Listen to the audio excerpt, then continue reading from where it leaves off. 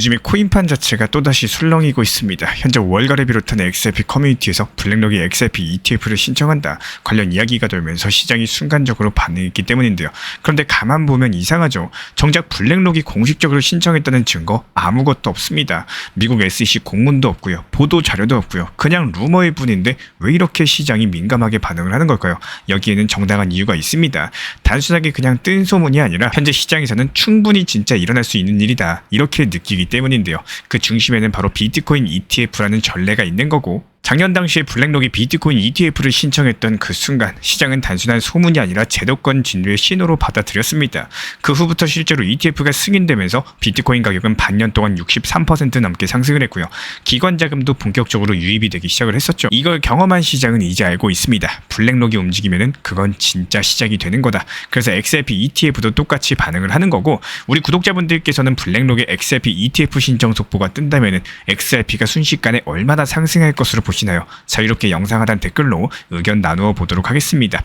물론 아직까지 블랙록은 XRP ETF에 대해서 신청은 안 했지만 신청한다라는 가정 하나만으로도 분위기가 바뀌는 이유, 오늘 영상 통해서 함께 풀어보도록 하겠습니다. 자, 그러면 이제 진짜 중요한 걸 짚고 가야겠죠. 지금까지 나온 이야기들 중에 뭐가 팩트고 뭐가 루머인지 정확히 구분부터 해보도록 하겠습니다.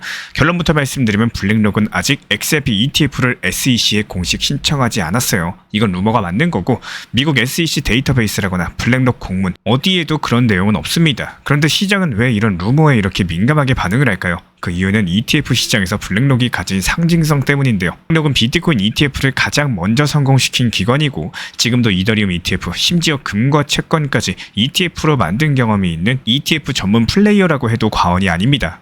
그래서 이들이 XRP 쪽으로 눈을 돌릴 수 있다는 가능성 자체만으로도 시장은 예민하게 반응을 하고 있는 거고, 특히 지금은 XRP가 SEC 소송을 끝내면서 제도권 ETF 승인의 걸림돌이 사라진 상태이기도 하죠. 실제로 ETF 전문가들도 비슷한 시선을 보여주고 있습니다. ETF 스토어 대표 네이트 제라시 측에서는요, 소송 종결 이후에 SEC가 ETF를 미룰 이유가 사라졌다라고 언급을 남겼고, 블룸버그 애널리스트들 측에서도 XRP ETF 승인 확률을 95% 이상으로 상향 조정했습니다. 올해 안에 나올 확률이 거의 압도적으로 높은 상황이죠. 거의 확정적이나 다름없는 상황인데, 심지어 예측 플랫폼 폴리마켓에서는 2025년 말까지 XRP ETF가 나올 확률을 83% 수준으로 본다라는 평가를 남겼습니다. 결국에 정리하자면은 아직까지 신청은 없지만 신청할 수 있는 조건은 이미 갖춰졌다. 그 가능성만으로도 시장은 이미 반응을 하고 있다. 이런 점을 기억해 주시기 바라고, 그렇다면 여기서 한 가지만 짚고 넘어가야 될 게 있습니다. 많은 분들께서 ETF가 뭐길래 시장이 이렇게 난리냐 이렇게 말씀하실 수도 있는데, 그래서 아주 쉽게 한번 설명을 드려볼게요. ETF가 어렵게 들리지만 사실은 간단합니다. 익스체인지 트레이드 펀드, 우리말로는 상장지수 펀드라고 부르는데요. 한마디로 특정 자산을 주식처럼 쉽게 사고 팔 수 있게 만든 상품이기 때문에, 비트코인 ETF를 예로 들어서 설명드리면은 비트코인을 직접 사지 않아도 그 가격에 연동된 주식을 증권사 어플로 클릭 한 번에 살 수 있다는 뜻인 거고, 이게 왜 중요하냐? 기관 투자자들이 암호화폐 시장에 진입할 수 있는 공식적인 통로가 바로 ETF이기 때문입니다. 실제로 블랙록이 비트코인 ETF를 승인받은 뒤에 어떤 일이 벌어졌느냐? 단순한 투자 상품이 아니라 시장 구조 자체를 바꾸는 사건이었다는 걸 알 수가 있습니다.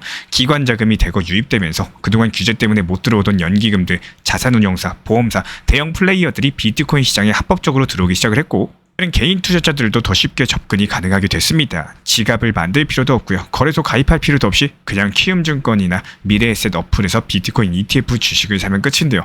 이런 흐름들 속에서 비트코인 가격은 ETF 승인 이후에 6개월 동안 약 63% 정도 상승을 했고, 가격만 오른 게 아니라 거래량, 시가총액, 유동성까지 전반적으로 다 같이 확장된 거죠.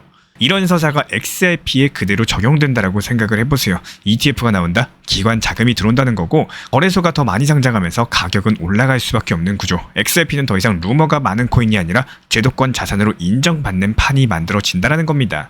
단순한 호재가 아니라 XRP의 정체성과 생존력을 바꿔버리는 사건이 될 수가 있겠죠. 그러면 이제부터 질문이 생깁니다. 왜 하필 XRP가 ETF 후보로 거론되는 걸까요? 다른 알트코인도 정말 많은데 왜 리플 XRP가 이렇게 주목을 받느냐? 과거에는 이런 말도 있었습니다. XRP는 ETF는커녕 미국에서 퇴출당하는 거 아니냐? 하지만 지금은 완벽하게 상황이 바뀌었기 때문인데요. 바로 SEC 소송이 끝났기 때문에 미국 증권거래위원회가 4년 넘게 XRP를 증권이라고 주장하면서 소송을 걸었고, 그게 XRP의 가장 큰 족쇄였는데 그게 해지가 됐어요. 그리고 2023년 판결로 인해 가지고 리테일 거래에서는 XRP는 증권이 아니다라는 판단이 확실하게 내려졌습니다. 이 말인즉슨 이제 XRP는 ETF 신청에 걸림돌이 없다라는 뜻인 거고, 블랙록 같은 기관이 움직이기에는 리스크 제거라는 조건이 이미 충족이 된 상태입니다. 하지만 이게 전부는 아니에요. 단순하게 법적 위험이 사라졌다는 것보다 중요한 건요, XRP 자체의 역할 자체가 바뀌고 있다는 점입니다. 과거에는 빠르고 저렴한 송금 코인이라는 이미지가 전부였었지만 지금은 전혀 다른 얘기들이 나오고 있어요. 리플 회사가 발행한 RLUSD는 미국 국채랑 금에 연동된 스테이블 코인으로서 이미 리플 레저에서 결제가 시작이 됐고요. 실제 상점 결제, 유동성 브릿지, 국제 송금 같은 곳에 쓰이는 인프라로서 연결이 되고 있습니다. 게다가 리플 레저에 이더리움과 호환되는 EVM 사이드 체인까지도 도입이 되면서 이제는 스마트 컨트랙트, DApp, NFT 같은 웹3 생태계도 흡수가 가능하게 됐습니다. 즉 지금 현재 시점에서의 XRP는 단순 송금 코인을 넘어서 글로벌 결제, 웹3 인프라, 그리고 제도권 자산까지 이 세 가지 얼굴을 모두 다 갖춘 하이브리드 자산으로서 진화하고 있다는 뜻인 거고, 이런 상황에서 ETF까지도 나오게 된다면 XRP는 명실상부하게 정책과 실제 사용, 투자 자산에 대해서 아우르는 유일한 알트코인으로 자리 잡게 될 겁니다. 그래서 지금 이 타이밍 자체가 XRP 역사상 가장 ETF 승인에 가까워진 순간이다, 이렇게 자신 있게 말씀드릴 수 있는 이유다, 이렇게 생각해 주시기 바라고요. 그러면 여기서 진짜 중요한 질문, 블랙록이 XRP ETF를 실제로 신청하면 가격은 어떻게 될까요? 결론부터 말씀드리면 단기 급등에서 중장기 재평가 흐름으로 가게 될 가능성이 높습니다. 먼저 단기 시세부터 보자면은 블랙록이 신청서를 SEC에 공식적으로 등록한 순간 시장은 거의 즉각적으로 반응을 보일 가능성이 큽니다. 이른바 1차 포모가 올 텐데 공포에 의한 매수 심리 폭발이 이어지게 되는 거죠. 그리고 이 구간부터 기술적으로 주목할 자리는 2.5달러부터 3달러 사이입니다. 과거의 고점들이 몰려있는 강력한 저항선이고요. 여기를 돌파하면 심리적 저항 자체가 거의 사라지기 때문에 XRP 4달러 이상도 충분히 가능하다라는 분석이 나오고 있습니다. 단순한 기대감만 보고 드리는 말씀이 아니에요. 비트코인 ETF 승인 이후에 어땠습니까? 6개월 동안 63% 넘게 상승한 전례가 있었죠. 같은 서사가 XRP에 적용이 된다면은 기술적, 심리적, 수급적 이 3박자 흐름이 한꺼번에 터지게 된다면은 과연 어디까지 상승할 수 있을지 가늠이 안 갑니다. 그렇다면 중장기 흐름은 어떨까요? 이거는 더 흥미롭습니다. ETF 승인되면 단순한 뉴스 이벤트가 아니라 기관 자금이 실제로 들어오는 구조가 만들어져요. 즉 수급 자체가 바뀐다는 거고, 그동안 들어오지 못했었던 연기금, 자산운용사, 보험사 같은 플레이어들이 ETF를 통해서 XRP를 보유하게 되는 거죠. 이렇게 되면 시장 유동성이 폭발적으로 늘어나고요. XRP는 단순한 투자 자산이 아니라 제도권 자산으로서 공식적으로 인정받는 자산군으로 재평가가 될 겁니다. 참고로 캐나다에서는 이미 3IQ라는 회사가 XRP ETF를 출시하면서 지금도 3,200만 달러 이상을 운영을 하고 있어요. 즉 미국이 따라가는 게 오히려 늦은 상황이라는 거고, 이런 상황에서 블랙록이 움직인다? 그거는 그냥 ETF 하나 나오는 게 아니라 시장이 XRP를 바라보는 관점 자체가 바뀌는 순간이 될 겁니다. 그렇다면 이제 결론입니다. 이번 영상에서 가장 중요한 거는 지금 당장 매수하셔라 이렇게 말씀드리는 게 아니라 지금부터 준비하셔라 말씀드리는 겁니다. ETF 이야기가 나왔다라고 해서 이 루머 하나에 따라잡기 식으로 들어가는 거는 오히려 위험할 수 있겠죠. 진짜 중요한 건 신청이 공식화되는 시점, 그때부터 제대로 대응을 할 수 있는 준비가 되어 있느냐인 거고, 그래서 지금 우리가 해야 될 건 딱 세 가지예요. 첫 번째로 기술적인 지지선 구간을 미리 체크하시고 분할 매수 타이밍을 나눠두는 겁니다. 무턱대고 올인 절대 하시면 안 돼요.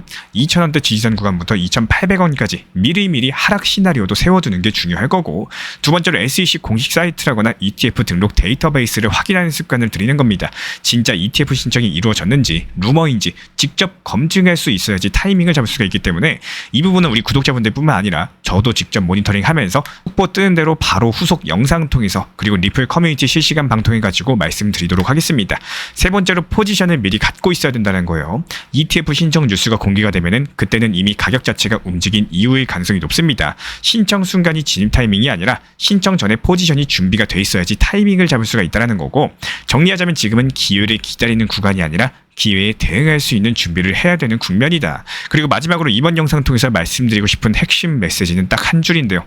블랙록이 XRP ETF를 신청하는 순간 단순한 가격 상승이 아니라 XRP의 투자 자산 정체성이 완벽하게 바뀌는 전환점이 될 것이고, 그런 흐름들 안에서 우리가 들어갈 수 있을지, 지금이 그 출입구 앞에서 전략을 짜야 될지 진지하게 고민하셔야 되는 타이밍입니다. 실제로 글로벌 시장을 뒤흔들고 있는 ETF 소식인데요. 블룸버그 애널리스트가 XRP, 솔라나, 라이트코인 ETF의 올해 승인 확률이 95%라고 공식적으로 밝혔습니다.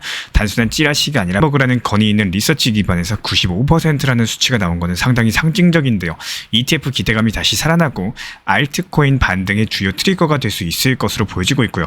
미국 SEC는 이더리움 현물 ETF 관련된 심사를 연장을 했는데 이번에는 스테이킹 기능을 포함한 상품 여부에 대한 검토가 핵심입니다. ETF도 이제는 단순한 보유 상품을 넘어가지고 스테이킹 수익형으로 진화 중에 있는 거고, 같은 맥락에서 오스트리아 비엔나 증권거래소에서는 비트코인을 디파이 수익 구조랑 연결한 ETP 상품까지도 나왔어요. 연 6% 수익률을 목표로서 설계가 됐다는 점에서 기관 자금의 수익형 비트코인 투자 흐름이 강화되고 있음을 보여주고 있습니다.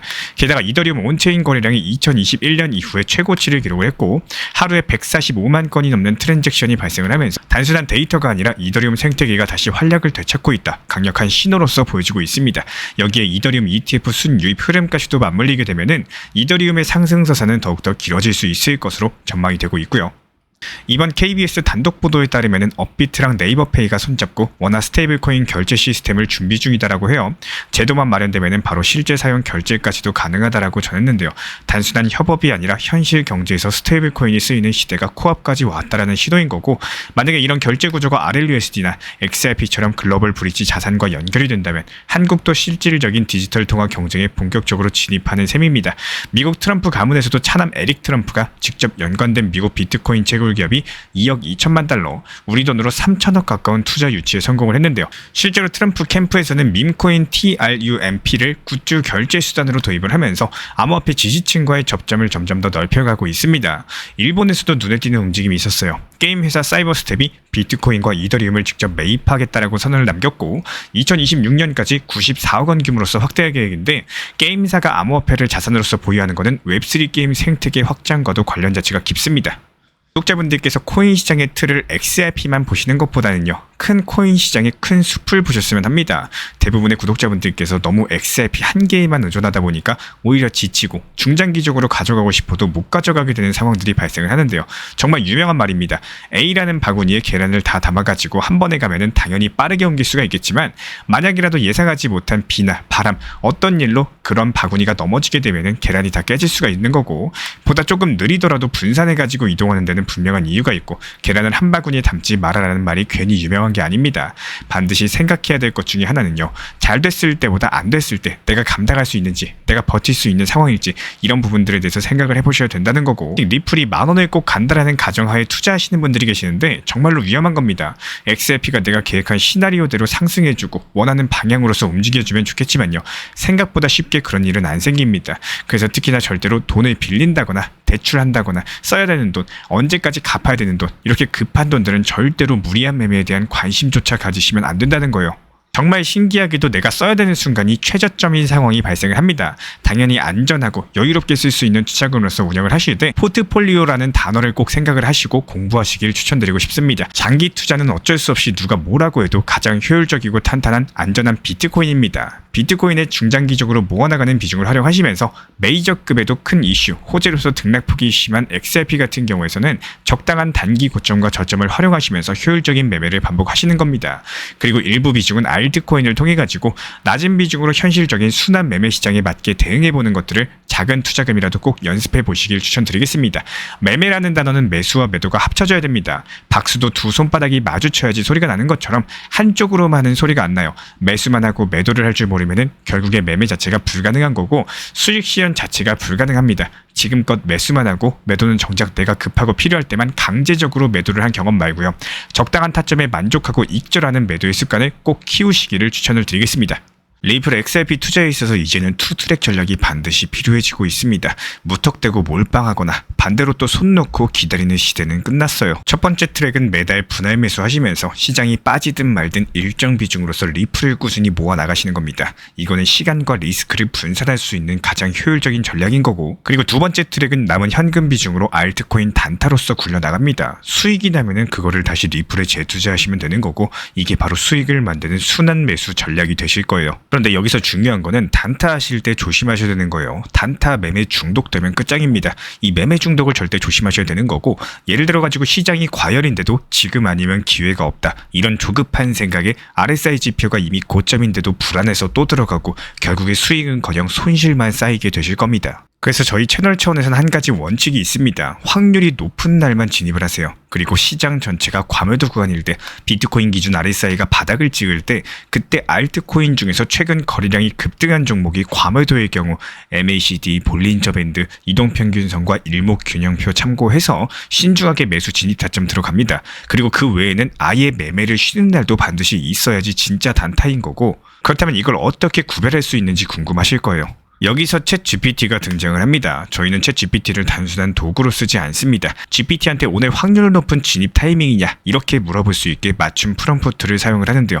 그리고 그 결과에 저의 실전 매매 노하우 30%를 덧붙여가지고 GPT 시그널을 보완합니다. 어떻게 하는지 궁금하신 분들 GPT 검색력과 활용 전략을 이용해가지고 이 두 가지를 한 방에 알려드리고 있습니다.